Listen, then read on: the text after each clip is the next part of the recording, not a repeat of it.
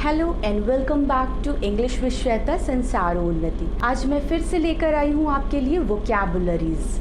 तो वोकैबुलरीज में आपको पता ही है कि आपको नए नए शब्द सीखने को मिलते हैं जो कि इंटरनेशनल लेवल पर यूज़ किए जा रहे हैं। आपकी वोकैबुलरी बहुत ही सुंदर होती है और दूसरी बात आपको तरीके पता चलते हैं कि इन्हें कैसे हम इस्तेमाल कर सकते हैं। तो हम एग्जैक्टली करेंगे।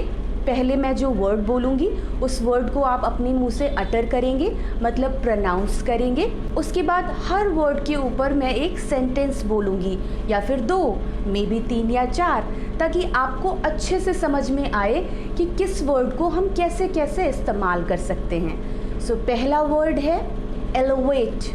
बोल लीजिए मेरे साथ, एलोवेट। एलोवेट का मतलब होता है ऊंचा उठाना। अब कुछ भी हो, हम किसी भी चीज़ को ऊंचा उठा सकते हैं। जैसे कि we should elevate our culture, हमें हमारे कल्चर को ऊंचा उठाना चाहिए। We should elevate our parents head from proud, हमें अपने माता पिता का सर गर्व से ऊंचा उठाना चाहिए। एक बहुत ही कॉमन है जिसे हम लोग बोलते हैं कि भाई सब लोग अपने हाथ ऊपर करो, या क्लास में हम कई बार बोलते हैं कि अगर जिन भी बच्चों को ये चीज़ आती है या किसे ये पता है, ऐसे करने में हम सहमति के लिए लोगों का हाथ खड़ा करवाते हैं ना, उसके लिए हम कहते हैं रेज योर हैंड, अपना हाथ ऊपर कीजिए। तो अभी हम न्यू बोलेंगे, क्या बोलेंगे? एलोवेट योर हैंड्स। नेक्स्ट वर्ड है कॉजिटेट। कॉजिटेट, कॉजिटेट का मतलब होता है गहराई से सोचना या फिर चिंतन मनन करना। तो हम सभी लोग करते हैं चिंतन मनन। तो सेंटेंस देख लेते हैं। Before doing anything we should cogitate, कुछ भी करने से पहले हमें सोचना चाहिए। नेक्स्ट सेंटेंस देख लेते हैं। While giving charity we should not cogitate, मतलब दान देने के दौरान हमें सोचना नहीं चाहिए। डिस्टिंग्विश, इसका मतलब होता है फर्क बतलाना या फिर अंतर बतलाना या फिर अंतर करना। आप जब सेंटेंस बोलेंगे या कोई भी कॉन्वर्सेशन चल रही होगी तो आपको समझ आ जाएगा कि इसका यूज़ हमने कैसे किया हुआ है। तो हम देख लेते हैं सेंटेंस को। Our parents distinguish us between right and wrong, हमारे माता पिता हमें सही और गलत के बीच में अंतर समझाते हैं या बतलाते हैं। We should not distinguish between girl and boy, हमें लड़के और लड़की में अंतर नहीं करना चाहिए। होता है ना सोसाइटी के कई एरियाज़ में, कई रूरल एरियाज़, या ये तो मेंटालिटी पे डिपेंड करता है। बहुत से लोग होते हैं जो बहुत अच्छी फैमिली से बिलोंग करते हैं, अपार्ट फ्रॉम दैट वो लड़के और लड़की के बीच में भेद करते हैं, अंतर करते हैं। तो मुझे लगता है आपको समझ आ गया है कि इस वर्ड को किस तरह से हम इस्तेमाल कर सकते हैं। हाउल, हाउल का मतलब होता है दर्द से कराहना या फिर चीखना। So whenever we get deep bruise we howl, जब भी हमें गहरी चोट लगती है हम चिल्लाते हैं, दर्द से कराहते हैं। अगर आपको किसी से कहना है कि चिल्लाओ मत, जिसके लिए अभी तक आप और भी कई तरह के शब्द इस्तेमाल करते आए हैं, जैसे डोंट स्क्रीम, डोंट क्राई और भी कई शब्द।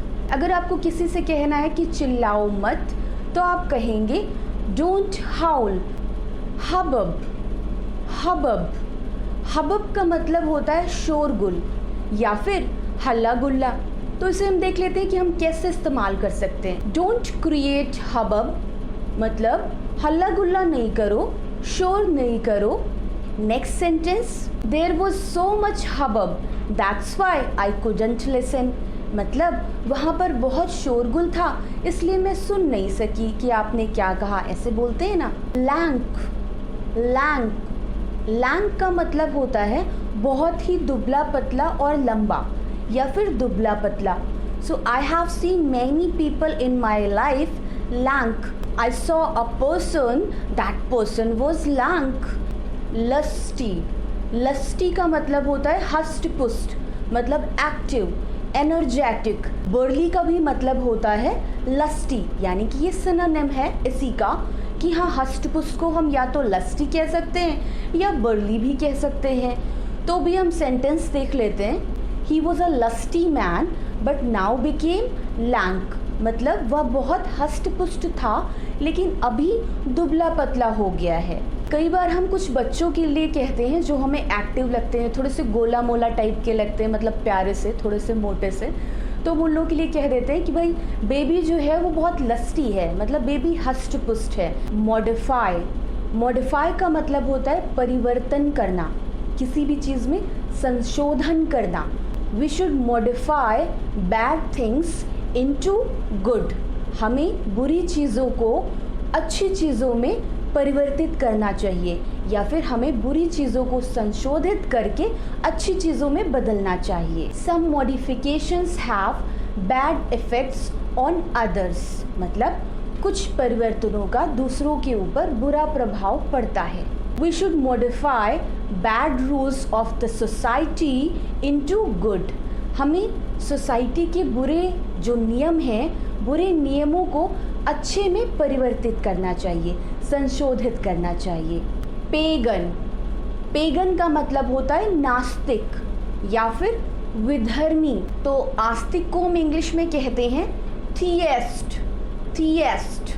एंड दूसरा वर्ड हम बोलते हैं बिलीवर। जो नास्तिक वर्ड है वो निकलेगा एथियस्ट।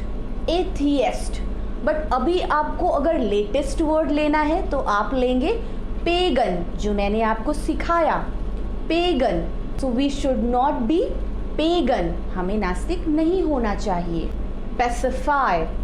पैसिफाई का मतलब होता है शांत करना या संतुष्ट करना। Whenever we get disturbed, we expect that anyone pacify us.